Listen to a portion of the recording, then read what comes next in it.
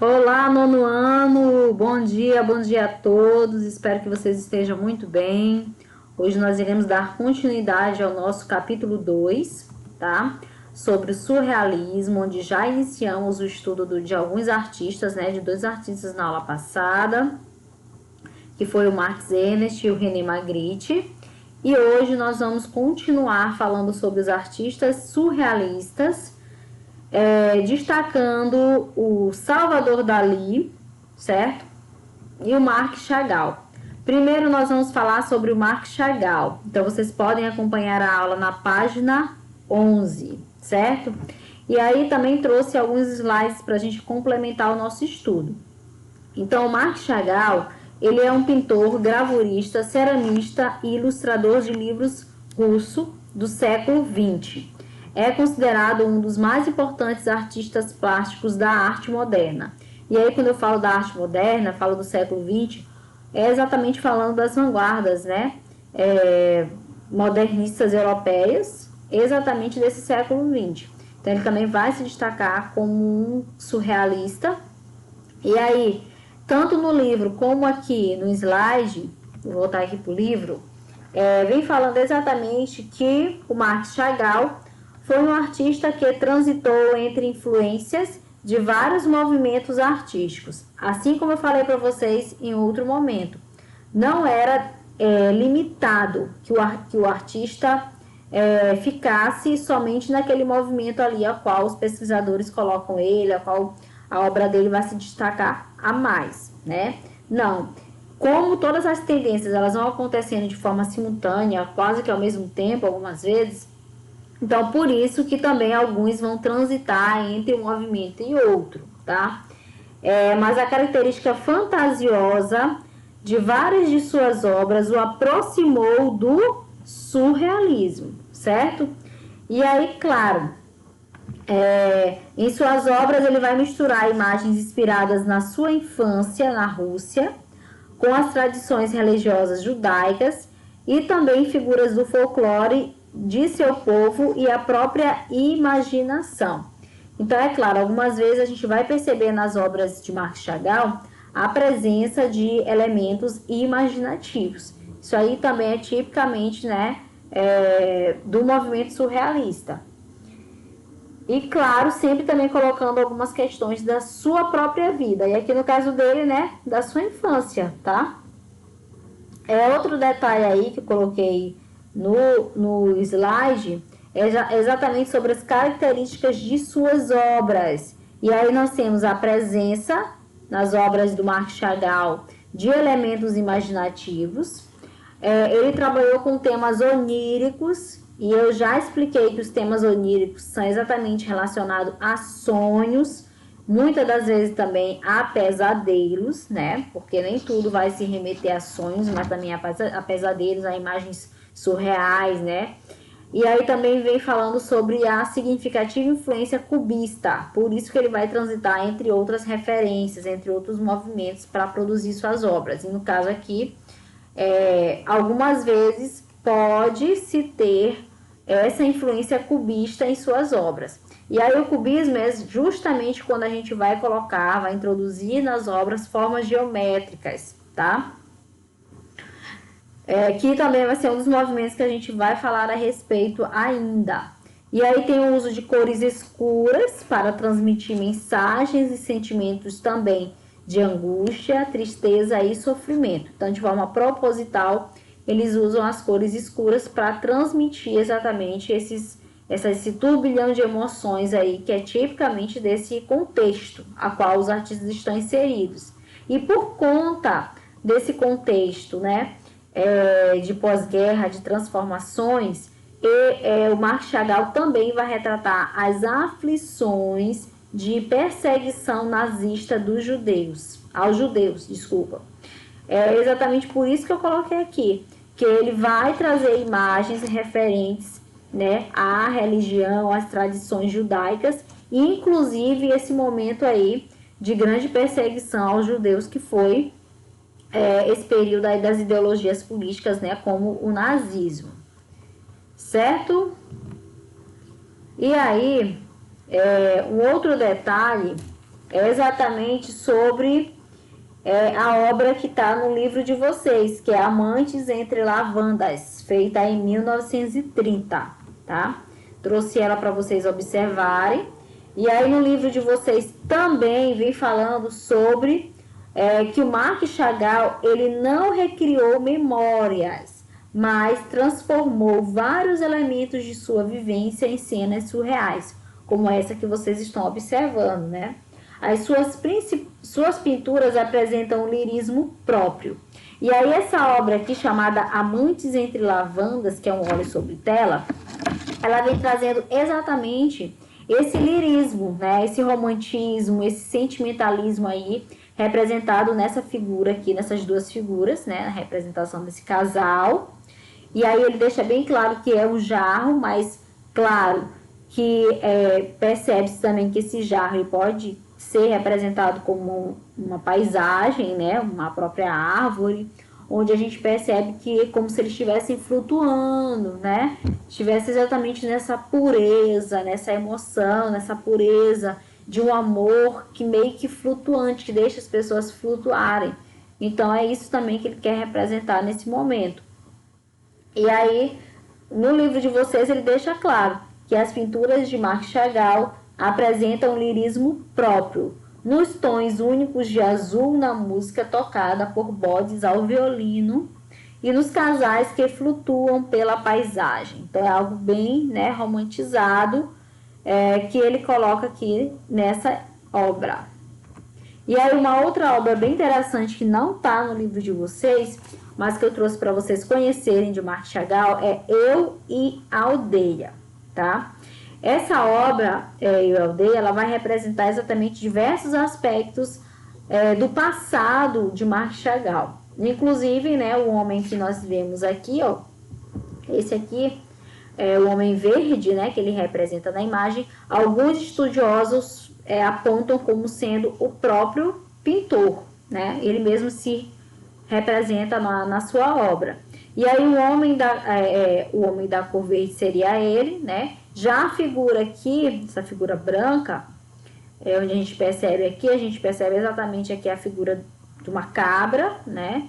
Que ele representa, que pode ser também uma referência que ele faz a cidadezinha, né? A cidade natal do interior da Rússia, a qual ele foi criado, a qual ele nasceu. E lá no finalzinho, temos aqui, ó, bem no final, deixa eu marcar aqui, temos um outro casal, né, sendo representado também nessa obra. E aí a gente percebe que a mulher, ela tá de cabeça para baixo, né, que vai dar exatamente um aspecto de surreal, de sonho, né, voltado exatamente um pouco da realidade. Então, ele mistura os dois aspectos, o consciente e o inconsciente, né, o onírico e algo voltado para a realidade, o que é tipicamente comum dentro do surrealismo, certo? E aí o outro artista que está na apostila de vocês, na página 12, é o Salvador Dalí, que é considerado, tá, um dos artistas mais conhecidos desse movimento, certo? E aí no livro de vocês tem informações dele aí na página 12, mas também trouxe informações no slide, tá? Onde a gente percebe, logo aqui vocês percebem que aqui é ele, né? Sendo representado aqui na própria obra.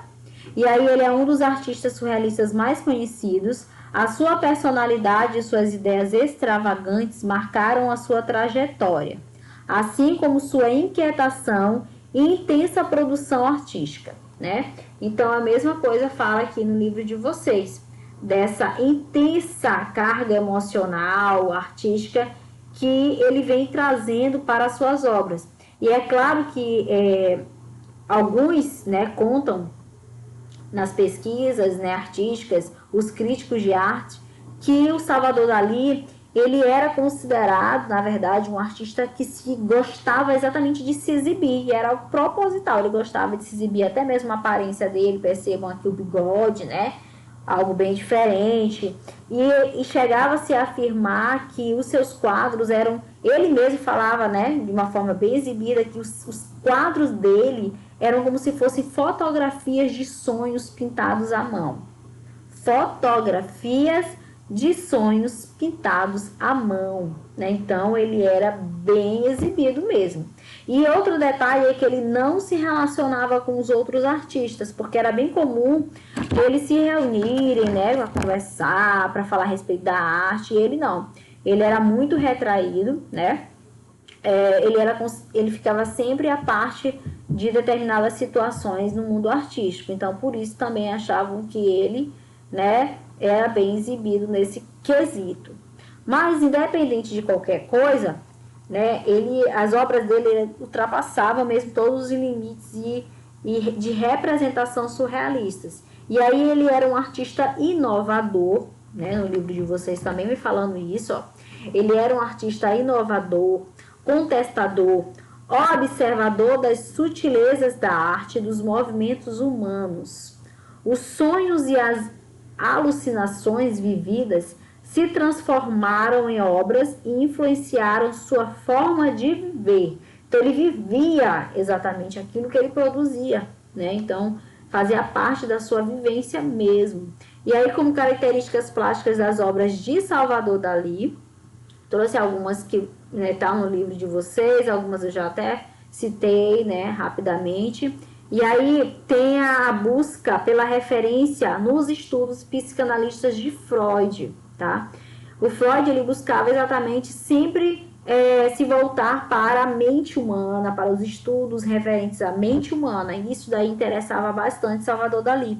E no livro de vocês é falando exatamente isso, né, que o Dalí estudou a obra do psicanalista Freud, trazendo para suas criações imagens que mesclam sonhos e pesadelos e representações simbólicas que se relacionavam com os estudos psicanalistas, né? E aí outro detalhe é que ele fala aqui do imaginário, que o imaginário vai unir as figuras da realidade, que isso é que vai construir as cenas irreais.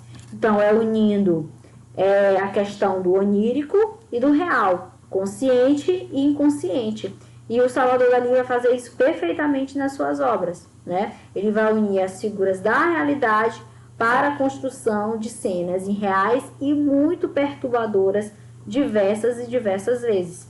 Algumas vezes ele vai trazer ilusões de ótica, você pode estar achando que é uma coisa aí, na verdade, né, a sua visão, o seu jeito de ver aquilo que está demonstrando que não é exatamente isso que você está vendo, né? E alguns truques também de perspectiva são usados nas suas obras. E aí, claro, eu coloquei aqui novamente as imagens oníricas e muito bizarras. Nem sempre, né, dentro do surrealismo, você tem que, de fato, interpretar logo de imediato o que é aquela imagem, porque ela significa mil coisas, né? Tanto fatos reais como irreais, sonhos do próprio autor, no caso que é o pintor, né? E até mesmo imagens que fizeram e fazem parte da própria vida, né, do pintor. E aqui nós temos o Sono, de Salvador Dalí, feito em 1937, como uma das representações de suas obras. E aí, conforme está na apostila de vocês, nós temos essa imagem, tá? Que é chamada de persistência da memória, tá? Persistência da memória de Salvador Dalí, feita em 1931, tá? Então aqui eu vim só falando aqui da questão do que eu já falei, que ele era um artista inovador, né? E os sonhos e alucinações vividas se transformaram em obras e influenciaram sua forma de viver. E aí essa imagem, a persistência da memória, demonstra exatamente todos os quesitos básicos das características de Salvador Dalí, né? É uma obra que vai representar o tempo, e é por isso que ele vai colocar aqui, né, os relógios, e justamente como se os relógios estivessem se desmontando, se desfalecendo, né? Por quê? Porque ele faz exatamente uma reflexão em cima dessa obra. Ele quer fazer com que as pessoas percebam e entendam o que se faz, como é que eu utilizo o meu tempo. Será que eu utilizo o meu tempo de forma correta, né? Será que eu estou percebendo como as coisas estão passando rapidamente? O que, que eu estou fazendo para mudar, né, as minhas atitudes? Então, ele faz exatamente uma reflexão em cima disso. E aí, outro elemento que ele coloca também aqui, bem interessante, são os insetos. Aqui nós percebemos que parecem formigas, né? Moscas aqui, ó, tá? Então, por mais que ele tivesse horror, né? Nojo até desses animais, né? Desse tipo de coisa nas suas obras, mas ele colocava também de forma proposital, né? Para identificar esse mundo de alucinações que muitas pessoas têm. Então, é exatamente por isso que ele coloca esses elementos aqui peçonhentos, certo? E aí, meus amores, por hoje é só, certo? Qualquer dúvida em relação à aula, vocês podem estar sinalizando e também sempre acompanhando as atividades lançadas na agenda. Sempre também coloco aqui no grupo, certo? Para vocês já terem uma ideia do que é para entregar na próxima aula ou é para fazer durante o horário, tá?